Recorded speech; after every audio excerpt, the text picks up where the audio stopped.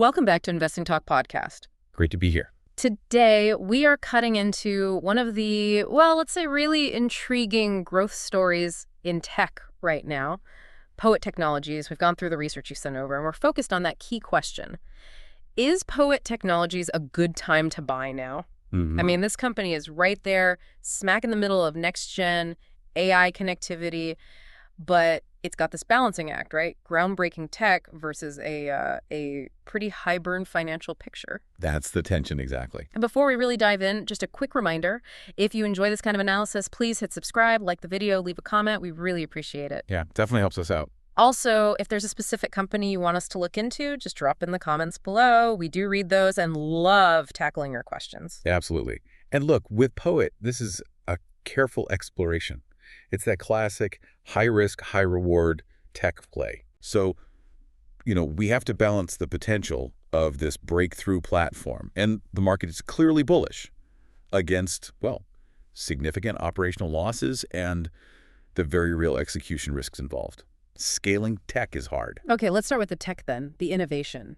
In a world just desperate for more bandwidth, what's POET's core advantage? What's their unique selling proposition, their moat? Yeah, the core, it absolutely centers on their optical interposer platform. Optical interposer, okay. Think of it like a revolutionary foundation, maybe a circuit board, but much more advanced. This unique tech allows them to integrate electronic devices and photonic light-based devices right there at the wafer level. Wafer level, so really tiny integration. Exactly. They're essentially merging the digital world and the light speed world at a fundamental manufacturing step. And why does that specific integration matter so much for, say, someone running massive AI models or big data centers? Well, it matters hugely because the old ways, they waste a lot of power. They take up physical space. By integrating components right on the wafer, POET's simplifies things, cuts manufacturing costs, and crucially for AI and data centers, it dramatically reduces power consumption while also boosting speed. So less power, more speed. The holy grail for those applications. Pretty much. And that superior performance profile is exactly what these high-growth sectors need. AI clusters, hyperscale cloud, massive data centers. By tackling power and speed, they're building some serious barriers for competitors still stuck on older, clunkier packaging methods. And crucially, this isn't just a lab experiment, right? We're seeing market validation through some pretty big partnerships. They seem to be positioning themselves as an early mover here. They definitely are. And those partnerships are key. They validate the tech and show there's immediate commercial interest. Like, who are we talking about? Well, for instance, the partnership with Semtech. They're launching these groundbreaking 1.6T receiver optical engines. That's really pushing the speed limits for modern AI. 1.6T, wow. Yeah. Then there's the collaboration with Sivers Semiconductors, focusing specifically on co-packaged optics, another big trend. And a partnership with NTT Innovative Devices for high-speed AI mobile networking. So not small players. These are serious names. Not at all. These kinds of partnerships can really accelerate market penetration. Okay, so the tech's validated. Partners are impressive leaders. Yeah. But here's where it gets really interesting, the tension you mentioned, the financials. If the tech is this good, why do the numbers look so jarring? Right. And we have to look at the financials, understanding this is really a pre-commercial scale story. They're just starting out. Okay. So for the trailing 12 months ending September 2025, revenue is, well, minimal, just $467,946. Yeah. They're at the very beginning of actually making money from this platform. Right, just starting. But the cost to get there, net income is deeply negative, a loss of nearly $54 million over those same 12 months. And the margins, I mean, the EBIT margin is negative 2,400%. That number just looks scary on paper. It does look scary, I agree. But you have to immediately put it in context. Okay. That extremely negative margin, it's totally consistent with a company at this specific development stage. It's not really a sign of inefficiency per se. It's a sign of an aggressive burn rate. Burning cash to grow. Exactly. They're pouring money into complex R&D, into scaling up the technology, trying to win this AI race. They're basically sacrificing all near-term profit for, they hope, future market dominance. Okay, but that takes a lot of capital. How are they funding that, especially with negative free cash flow around, what, nearly $10 million just in the last quarter? And this is where you see management's approach to risk. First, their debt-to-equity ratio is very low, just 0.15. So they're not loading up on debt. Low leverage, got it. Right. They're primarily covering those operating cash outflows, which were about negative $7.7 million in Q3 by issuing stock. using equity capital to build up their cash reserves and fund the operations. So diluting shareholders but avoiding debt risk. It's a common strategy for companies like this. They're managing the liabilities while keeping the investment foot firmly on the gas pedal. Okay. But despite this heavy cash burn, analysts seem almost universally bullish. The market sentiment feels totally disconnected from the current profit and loss statement. What's driving that confidence? It's really the expectation that the scale-up will work, that the revenue is coming. Future hope. Pretty much. While there's no formal upward earnings guidance yet, the sell-side analyst consensus is a strong buy. Strong buy. Okay. Yeah, the median price target for the next year is sitting at $6.25, with some analysts going up to $7. They're essentially betting that these big investments are about to start generating significant commercial revenue, and soon. So let's talk about that turning point. What specific event recently gave the market such conviction that the shares surged? There must have been something concrete. There was. The single biggest driver was validation through capital, that landmark $75 million strategic investment that closed in October 2025. Ah, the big funding round. Exactly. And that money is specifically tagged to accelerate growth in their AI connectivity solutions. That capital does two things. It fundamentally validates the technology platform in the eyes of investors, and crucially, it removes any immediate worry about liquidity from that negative cash flow. Gives them runway. And the charts, the technical indicators, they reflected that shot of confidence almost immediately, didn't they? We saw that, almost 8% jump in mid-October? Absolutely. The technicals are basically confirming that the market perceives a shift in the fundamentals. The stock is now trading above both its 50-day and 200-day moving averages. Okay, that's a classic bullish signal. Textbook confirmation of bullish intermediate and long-term trends. Plus, momentum indicators like RSI and NED were also signaling continued upside potential as of October.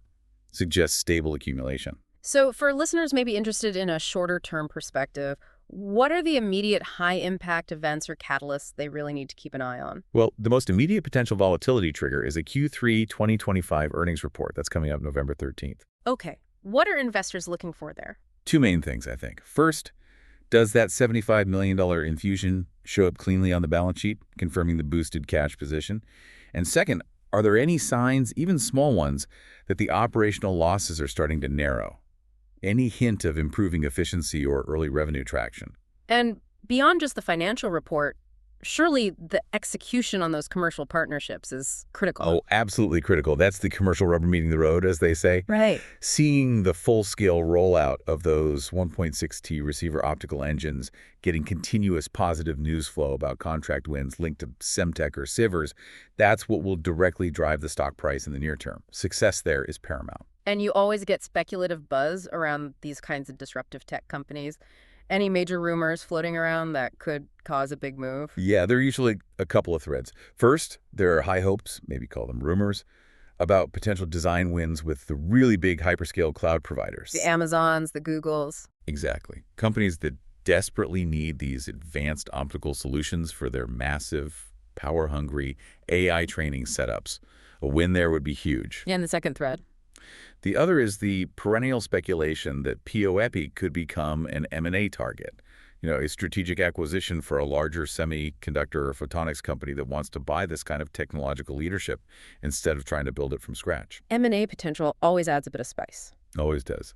So this brings us back to that central question, doesn't it? Given these inherent, pretty dramatic risks, the cash burn, the pre-profit stage, and the clearly defined massive potential rewards, where does the balance actually land for an investment decision? Okay, let's quickly recap the risks again, just to be clear for everyone listening. You've got the persistent negative cash flow, a very high dependence on successfully executing complex technology rollouts. Which is never guaranteed. Never guaranteed. No. And just the general volatility that comes with being in the AI and semiconductor space. These are definitely real hurdles. Absolutely real. But despite those clear hurdles, the final investment thesis we're seeing from the sources leans decidedly bullish. It scored an 8.5 out of 10. 8.5 out of 10, that's quite strong. It is. And that rating is based on the validated R&D, that huge strategic capital injection providing years of runway, the confirmed bullish technical trends we talked about, and these major product launches that offer very clear visibility into near-term potential upside. So boiling it all down, what does this mean for you, the potential investor? How should someone think about approaching POET strategically? Well, I think it breaks down a bit. For shorter-term traders, the stock looks pretty attractive for playing that news flow, those upcoming catalysts, especially the November earnings report. Yeah. There could be significant volatility to trade around. Okay. And for the longer-term investor? For long-term investors, PUID offers really pure play exposure to what might be the fastest growing segment of AI infrastructure, photonics and next-gen connectivity. It's well positioned. Well, However, there's always a however. always, the big condition for long-term success is clearing that execution hurdle. They have to successfully transition from being an R&D leader to being a commercial mass producer, generating significant revenue. That execution risk is still the primary concern. Right. So a really thorough look there at POET Technologies. The story is definitely one of high tension, isn't it? You've got the tech validation clashing with intense financial pressure. They clearly have the capital now. They have the validated technology. But the next step is proving they can scale the revenue and eventually turn off that cash burn spigot. They absolutely have to prove the scaling works. Okay. But maybe here's the final thought we want to leave you with to chew on. Okay. Institutional ownership. Right now, it stands at only 1.99%. Very low for a company with this profile. Wow, yeah, tiny. So the question is, if POET does successfully translate that recent $75 million into meaningful revenue acceleration, into improved operational metrics in Q4 and heading into next year, what might the market dynamics look like if the big institutional funds suddenly decide they need to catch up to that strong buy consensus and start piling in? Interesting. A potential flood of new large buyers if the story turns definitively positive. Could create some interesting momentum, something to think about. Definitely a fascinating thought to explore as you track those upcoming November earnings. Thank you for joining us for this analysis. My pleasure. We'll talk to you next time.